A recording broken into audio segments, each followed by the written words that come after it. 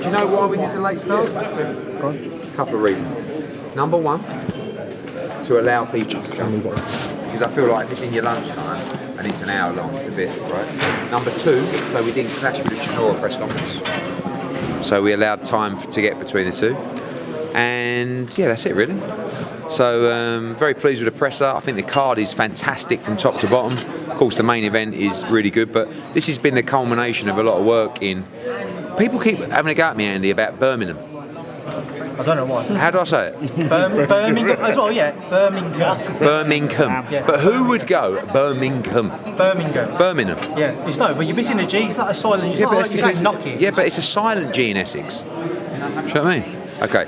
This is a culmination of a lot of hard work in Birmingham, which has seen us go from 3,000 to 7,000. The biggest fight night in Birmingham, probably since Amir Khan, I would say, that we did, 7-8 years ago.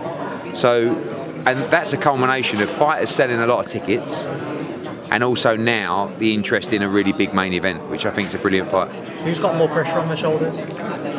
Sonny, don't you think? I mean, I think that when you have been a world champion, when you boxed at that level, it's one thing losing to Jesse Rodriguez in a unification fight. It's another thing losing to really a prospect, albeit a world level prospect and someone that's world ranked. But I respect him for taking the fight, and they're very confident. But I think the pressure is on Sonny Edwards. Eddie, obviously no appeal from UKAD with a Conor Benn situation. Yeah, I guess sort of now looking to move forward and not expecting any appeal from WADA? No, I wouldn't have thought so at all. I mean, I think that I would love to sit here now and really go on a rampant spiel about all the naysayers about Conor Benn. And they'll still be out there. Like, it doesn't matter if I still did it, but I think there's a couple of things that we should really make clear. Number one, he was not fined.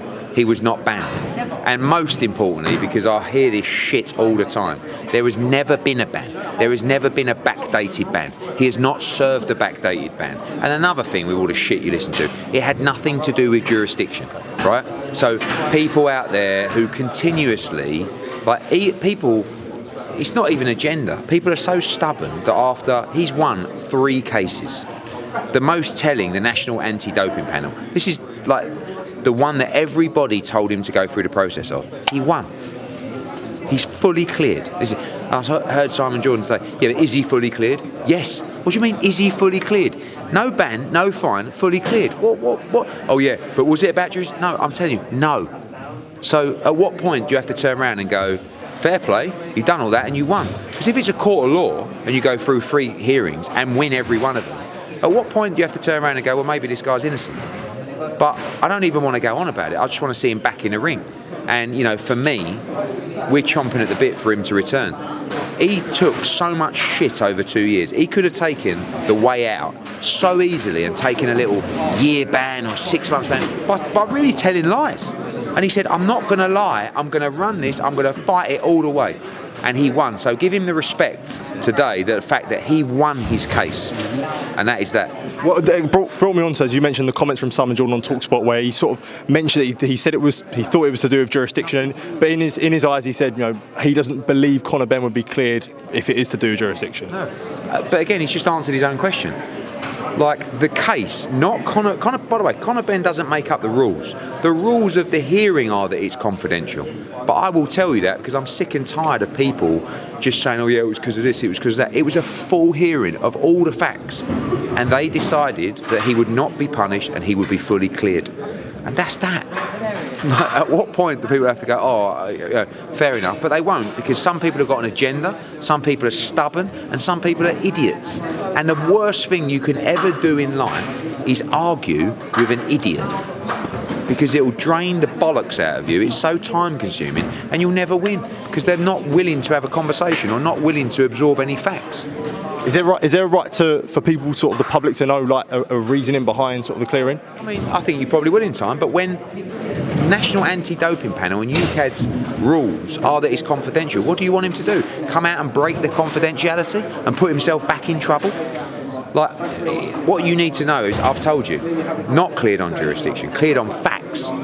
If that doesn't tell you enough about it, and I'm sure maybe in time it will come out, and you know, it's not like some massive conspiracy. in our opinion, he's always been innocent, and he was proved innocent, and now we move on. Is a relationship with the board can be repaired, do you think? I hope so. I believe every British fighter that fights in this country should be licensed by the British Boxing Board of Control. Now, I understand that sometimes the relationship and the ego of the fighter might say, I'm not working, and there's quite a few of them. Tyson Fury is the biggest example, and maybe Conor Benn remains an international fighter and does it that way. Personally, I would always like a British fighter to be licensed by the British Boxing Board of Control, but there's a lot of history.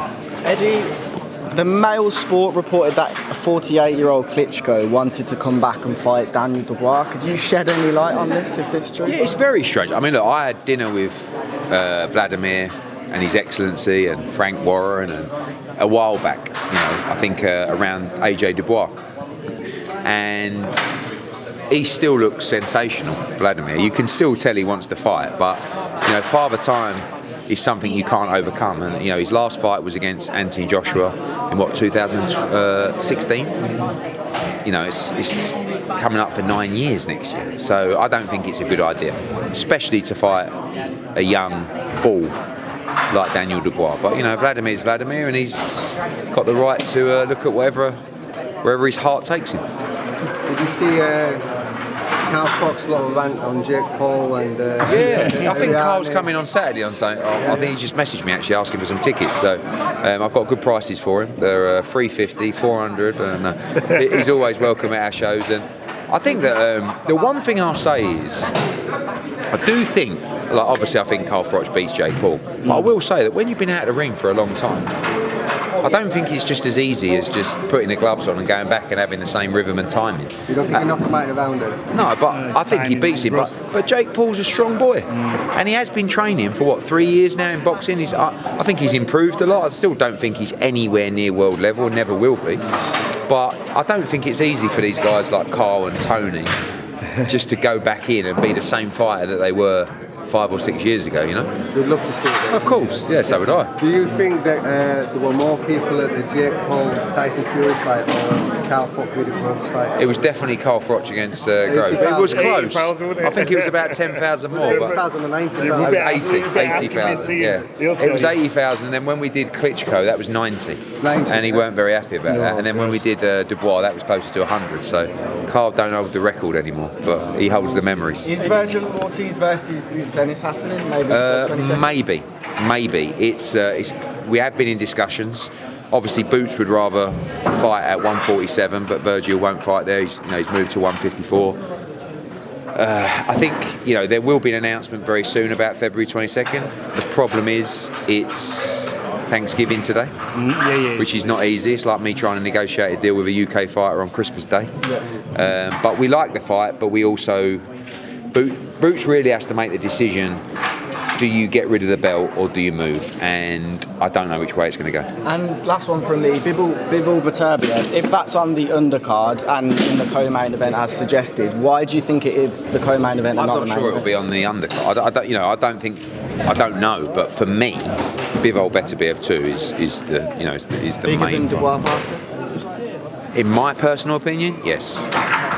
Eddie, just the latest on Anthony Joshua. I know you've done an interview saying that possibly out in May, he's possibly going to be fighting Fury or Dubois.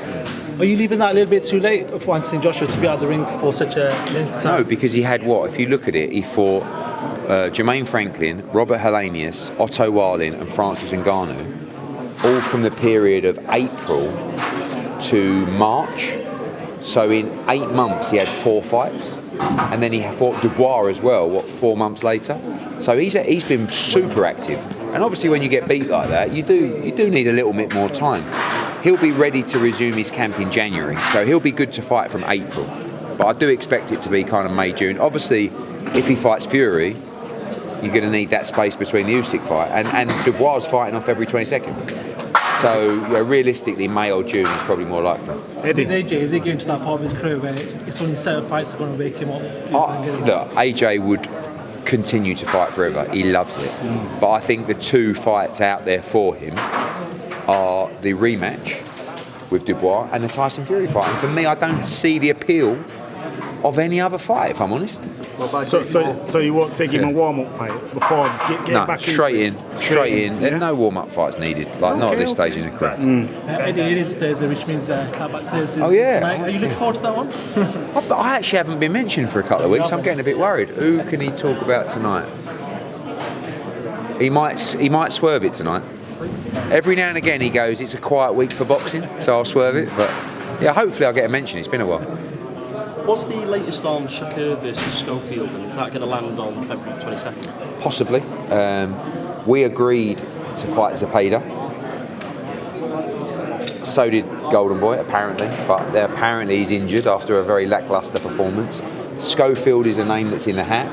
We've been talking to Golden Boy. We've made them an offer, and we're trying to tie that up with His Excellency now. I think it's a really good fight. I mean, two very good undefeated American fighters. A lot of chat, a lot of back and forth in that fight. So again, it's Thanksgiving today, which is difficult to do business on, but we'll do our best tonight, see where it gets to. I've heard some rumours about Liam Smith boxing Michael Zarafa. Just wondered if you could shed any light on that. Not true.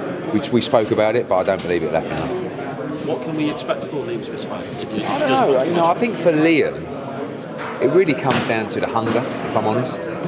Like, I think you can talk about this fight and that fight, and I love Liam. I think he's a great fighter.